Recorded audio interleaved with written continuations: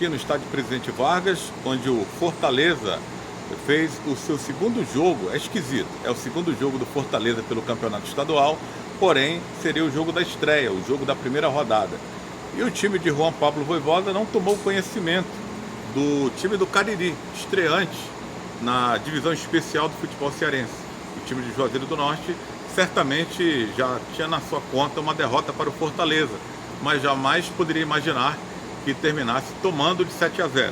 Isso não foi mais graças às intervenções do goleiro Jackson, né, que pelo menos, no mínimo, por baixo, umas 3 excelentes defesas. Por baixo, hein?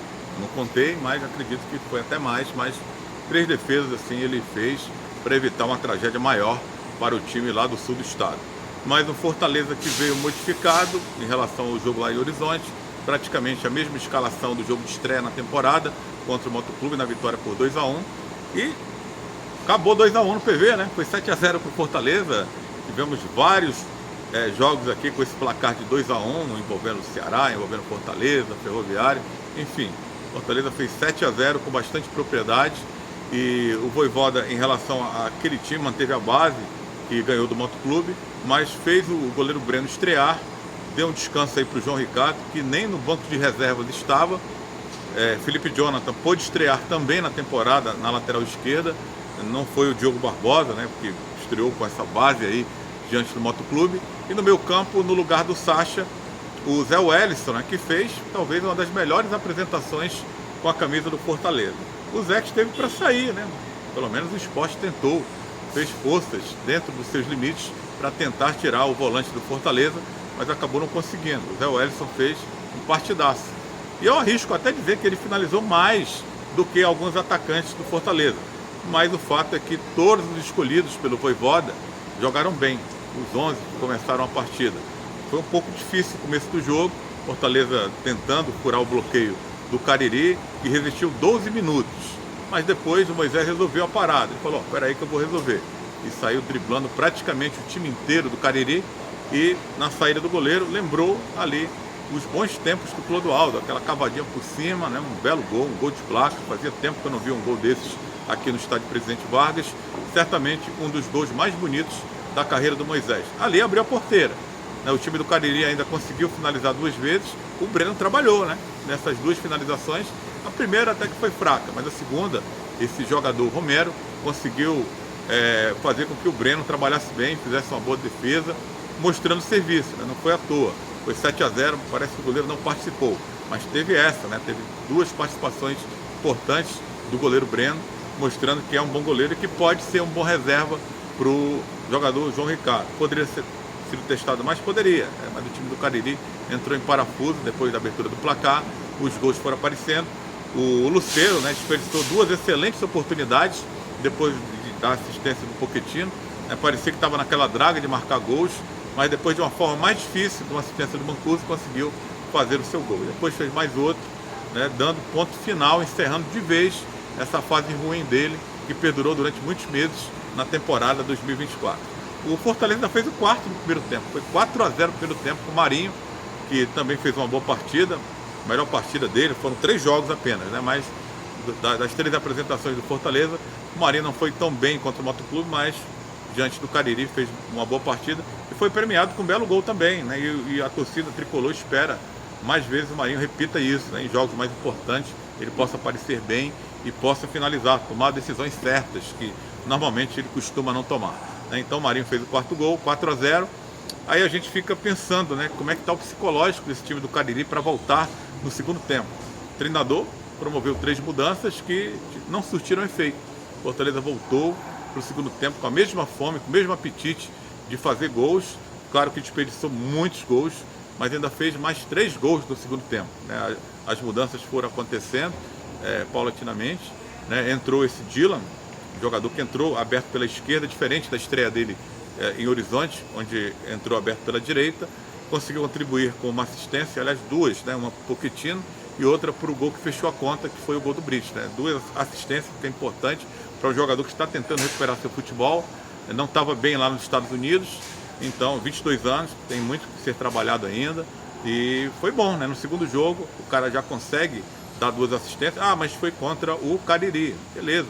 mas esse tipo de jogo serve muito bem para o time ganhar ritmo, para alguns jogadores ganharem confiança, para alguém que está tentando se adaptar também, ir se adaptando ao clima, ao futebol, né, a ter noção do que vem pela frente. Então, esse tipo de jogo, se não acrescenta talvez tecnicamente, ele serve para isso, né? Ele serve para motivar o jogador, a mostrar serviço para o treinador. Está aí o Vojvoda girando o elenco, rodando o elenco, o time está jogando de 2 em 2 dias e os jogadores estão vendo, né? O Vojvoda está dando chance para todo mundo, está dando chance para os garotos também, que novamente foram aproveitados. Esse Luca Prior entrou, além desse Barco, né, que é um nigeriano também da base do Fortaleza, que entrou ali aberto pela direita, depois estava jogando pelo meio, né, todo mundo ali concentrado em jogar futebol, nada de firula, nada de toquinho de letra, todo mundo levando o futebol a sério, por isso uma goleada de 7-0. Né, o Pikachu entrou, também deixou a sua marca, artilheiro, o Pikachu que vai ter talvez uma concorrência pesada nessa temporada, então também está atento ali, né, tem que marcar meus golzinhos aqui, para mostrar para o técnico, pelo menos para deixar dúvida para ele na hora que ele for escolher nos jogos mais importantes o time titular. Mas parece que o Vojvoda está trabalhando realmente essa formação. O Tite parte na frente, é um zagueiro veterano, claro que ele vai ter dificuldades durante a sequência de jogos, quando os jogos mais importantes começarem, mas ele está na frente do Davi Luiz, que chegou agora há pouco, do próprio Ávila, que nem chegou ainda, não começou nem a treinar.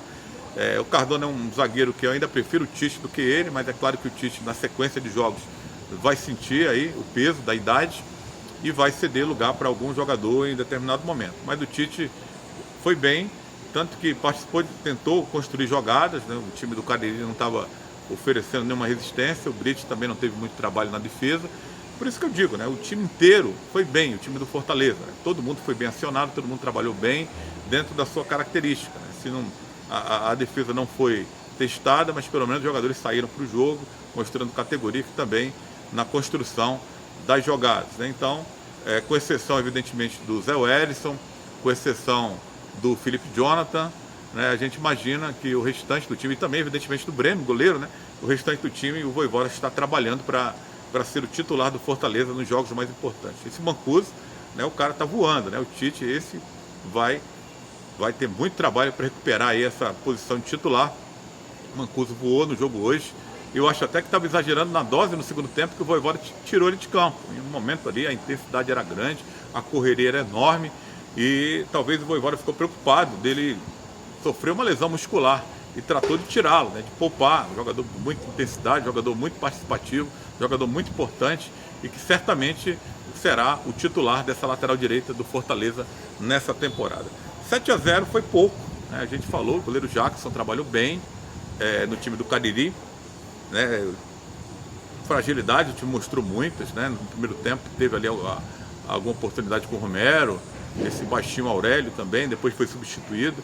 O próprio Romero tomou cartão amarelo no primeiro tempo e foi logo substituído também. Então é um time que vai, digamos, sofrer um bocado para se manter na Série A do Campeonato Cearense. Mas acredito que o trabalho era mais ou menos esse. Mas esse 7-0 acredito que não estava no radar do Cariri e acredito que nenhum time gosta de levar de 7-0. Né? Uma derrota estava no script para o Fortaleza. Né? A derrota primeiro dele para o Barbário talvez não. Foi 3-1, então um sinal mais do que alerta para esse time, que é o contrário do Fortaleza. Marcou 10 gols e sofreu 1. O Cariri marcou 1 e sofreu 10. Então o Fortaleza tem 9 gols de saldo, o Cariri tem 9 gols negativos. Tá? Então é um trabalho muito hercúleo aí que o Adelmo Soares, né, que se resistir no cargo, né, porque o futebol brasileiro, o treinador não costuma resistir muito com derrotas. Né? Então vamos ver. Né? O Vojvoda está no caminho certo. Né? O Fortaleza segue passeando aí no Campeonato Cearense. Vamos ver aí quinta-feira contra o Maracanã, vai rodar o elenco mais uma vez certamente. Sábado tem o Floresta, talvez o adversário mais difícil nessa largada do Fortaleza seja o Floresta, do Marcelo Chamusca, que vem conseguindo bons resultados até aqui na competição. E é o time mais preparado, um time com orçamento melhor, está disputando a Série C do Campeonato Brasileiro, está utilizando também o Campeonato Cearense para fazer esse laboratório, se preparando para tentar fazer uma Série C melhor do que ficar brigando contra o rebaixamento toda vez.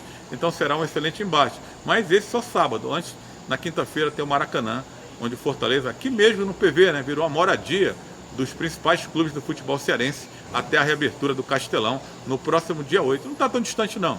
Fortaleza joga quinta contra o Maracanã, sábado contra o Floresta, terça-feira viaja para enfrentar o Sport pela Copa do Nordeste, aí sim depois o Clássico Rei, né? É realmente uma largada bem desgastante, mas o Vojvoda sabiamente está sabendo rodar esse elenco e deve ter todo mundo aí inteiro, até fisicamente, para esse primeiro Clássico Rei, que aí sim será o grande teste do Fortaleza nessa temporada 2025, nessa largada, evidentemente.